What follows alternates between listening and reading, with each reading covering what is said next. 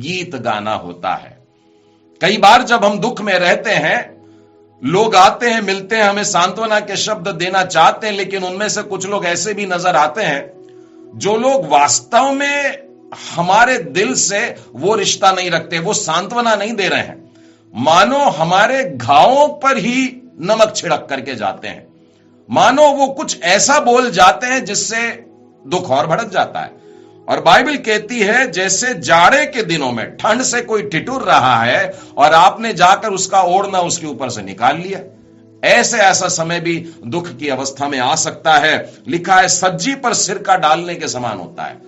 आपने कभी सज्जी के भूरे पर डाला है सिरका? सोडा का जो पाउडर होता है उस पर आप कभी डालिए सिरका और देखिए क्या होता है। बिल्कुल वैसी अवस्था होती है जब किसी दुखी मनुष्य के पास आकर के कोई गीत गाना शुरू कर देता है।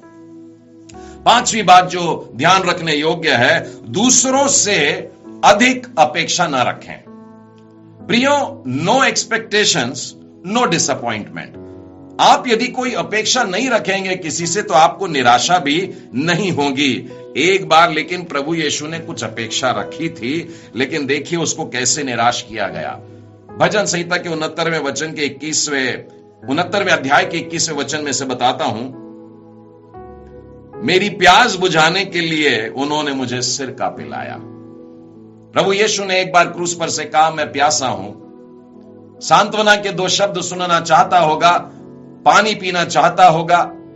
लोगों ने उसको दाखरस नहीं पिलाया, परंतु पित्त मिला हुआ एक कड़वा सिरका पिलाया। उसकी वेदना को और बढ़ा दिया, उसके तकलीफ को और बढ़ा दिया। तो प्रियो, अपने दुख के समय में इन सारी बातों को अवश्य याद रखना। आत्मदया से बचने के लिए, सेल्फ पिटी से बचने के लिए सबसे उत्तम तरीका यह होता है कि आप दूसरों के दुखों में शामिल हो जाइएगा। प्रभु यीशु एक बड़े सुंदर उदाहरण बनते हैं इसके लिए। फिर एक बार आइए लूका के 23वें अध्याय में चलते हैं और यहां पर हम देखते हैं कि प्रभु यीशु क्रूस पर हैं। प्रभु यीशु जब क्रूस पर थे तो दुख के बेहद बहुत अधिक गहरे दुख से होकर के गुजर रहे थे, परंतु देखिए खुद क्रूस पर के दुख को सहने के बावजूद अपने सामने के दूसरे लोगों के दुखों को कम करने में लगे हुए हैं। यहां पर बगल में एक चोर और लटका है और वो भी मरने पर है और वो कह रहा है कि मैंने तो गलत काम किया, लेकिन प्रभु आपने क्या गलत काम किए जी, आपको भी मृत्युदंड दिया। वो सांत्वना के कुछ शब्द देना चाहता है, लेकिन यीशु ने उसके दुख को, उसके इस शरीर में मृत्यु को प्राप्त करने के दुख से बढ़कर के एक अनंत आशीष की सांत्वना उसको दी और उससे कहा, आज ही तू मेरे साथ स्वर्गलोक में होगा। उसको उद्धार की आशीष की तरफ ले गया, उसको क्षमा की आशीष की तरफ लेकर के गया। ऐसी सांत्वना उसने प्रदान किया। देखिए खुद दुखी है, खुद बहुत दुखी है, लेकिन दूसरों के दुख को देखता है। उसी अध्याय में थोड़ा आगे देखिए तो आपको पता चलेगा कि उस भीड़ में उसने अपनी माता को देखा, मरियम को देखा और उसी समय उस चेले को देखा जिससे वो बहुत प्रेम करता था, और उसने यूहन्ना की ओर देखकर और मां की ओर देख करके उससे कहा, हे नारी, देखिए तेरा बेटा है। और यूहन्ना से कहा कि देखिए तेरी माता है। उनके दुख को कम करने में लगे थे प्रभु यीशु, हालांकि खुद बड़े दुख से होकर के गुजर रहे थे। प्रियो, जब आप दुख में हो तो आत्मदया से भरने के बजाय दुख में पड़े हुए लोगों के लिए प्रार्थना करने लगे। अगर आप दुख में पड़े हैं तो अपने लिए प्रार्थना करने की बजाय दुख में पड़े लोगों के लिए प्रार्थना करें कि वे उसमें से निकल आए। और हां, सुख में पड़े लोगों के लिए भी प्रार्थना करें कि वे इस दुख से होकर के ना गुजरें। उदाहरण के लिए बड़ा सुंदर उदाहरण है, मेरे साथ निकालिएगा भजन संहिता और उसका 35वां अध्याय और उसका 12वां वचन। वे मुझसे भलाई के बदले बुराई करते, यहां तक कि मेरा प्राण ऊब जाता। इससे स्पष्ट हो रहा है कि दाऊद बेहद दुखी है, और जब वो अच्छा करना चाह रहा लोगों का तो लोगों ने उसके साथ में बुरा किया। तो इन्हें दुख किस ऊंचाई तक है, किस गहराई तक है, आप अंदाज लगाइए। अगला वचन कहता है, जब वे रोगी थे तो मैं टाट पहना रहा और उपवास करके दुख उठाता रहा, और मेरी प्रार्थना का फल मेरी गोद में लौटा। मैं ऐसी भावना रखता था मानो वे मेरे संगी या मेरे भाई हैं। जैसे कोई माता के लिए विलाप करता हो, वैसा ही मैंने शोक का पहरावा पहने हुए सिर झुका करके शोक किया।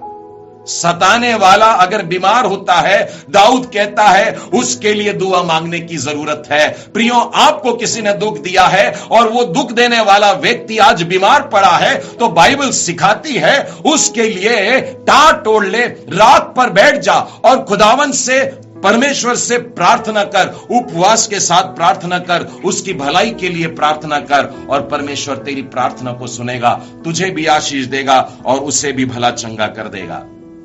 प्रियो, यदि हम दूसरों की चिंता नहीं करेंगे तो बहुत जल्दी हम लोगों के स्वभाव में पीड़न कामुकता आ जाएगी, अर्थात हम लोग सैडिस्ट बन जाएंगे। ऐसे मनुष्य बन जाएंगे जो दुख में पड़े रहते हैं और इर्द गिर्द के लोगों के लिए भी यही इच्छा रखते हैं कि तुम भी मेरे साथ दुख के गड्ढे में गिर जाओ। ऐसा जीवन प्रेरित लोगों का बिल्कुल भी नहीं था। मेरे साथ में निकालिएगा फिलिप्पियों की पत्री और उसका 2 अध्याय और उसके 25वें वचन से आगे। यहां पर इपैफ्रोदितुस नाम का एक व्यक्ति मिलता है जिसके लिए पौलुस कहता है कि ये मेरा भाई है, मेरा सहकर्मी है, मेरा संगी योद्धा है और तुम्हारा दूत है।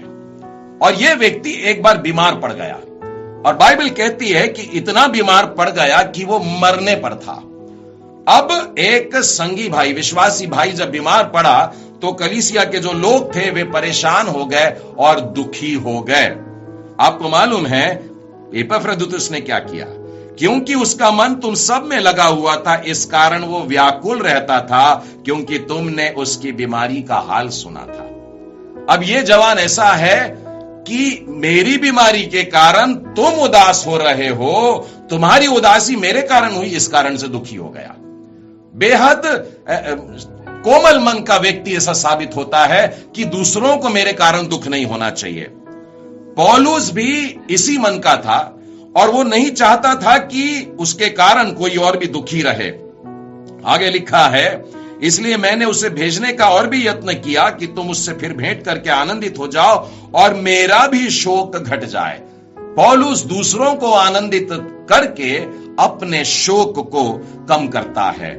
उसी तरह से अगर आप 2 कुरिन्थी और उसके 2 अध्याय के पहले 3 वचन देखें, वहां पर भी यही लिखा है, मैंने अपने मन में यह ठान लिया था कि फिर तुम्हारे पास उदास करने को ना आऊं। जब भी पौलुस किसी के पास जाता था तो उसके आनंद को बढ़ाने के लिए जाया करता था।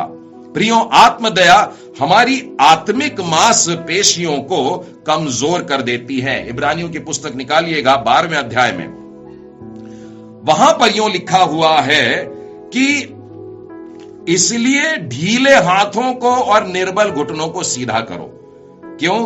क्योंकि वर्तमान में हर प्रकार की ताड़ना आनंद की बात नहीं, शोक की बात दिखाई देती है। और जब हम लोग दुख में रहते हैं तो हमारी आत्मिक मांसपेशियां ढीली पड़ने लगती हैं। और लिखा है, अपने हाथों को मजबूत करो, अपने घुटनों को मजबूत करो, अपने पैरों पर खड़े हो जाओ, सीधे मार्ग बनाओ कि लंगड़ा भटक न जाए परंतु भला चंगा होकर के चलने लगे।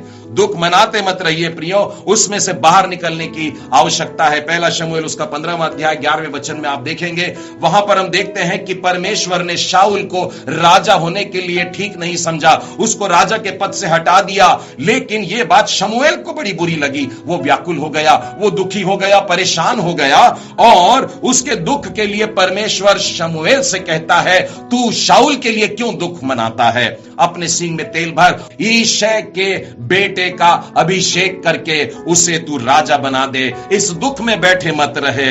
हे प्रियो, उसी तरीके से नहम्याह की पुस्तक और उसके 8वें अध्याय में और उसके 9वें वचन से आगे परमेश्वर का वचन हमसे कहता है, आज का दिन तुम्हारे परमेश्वर यहोवा के लिए पवित्र है, इसलिए विलाप नहीं करना। लिखा है, क्योंकि यहोवा का आनंद तुम्हारा दृढ़ गढ़ है। आज का दिन पवित्र है, इसलिए उदास नहीं होने का है।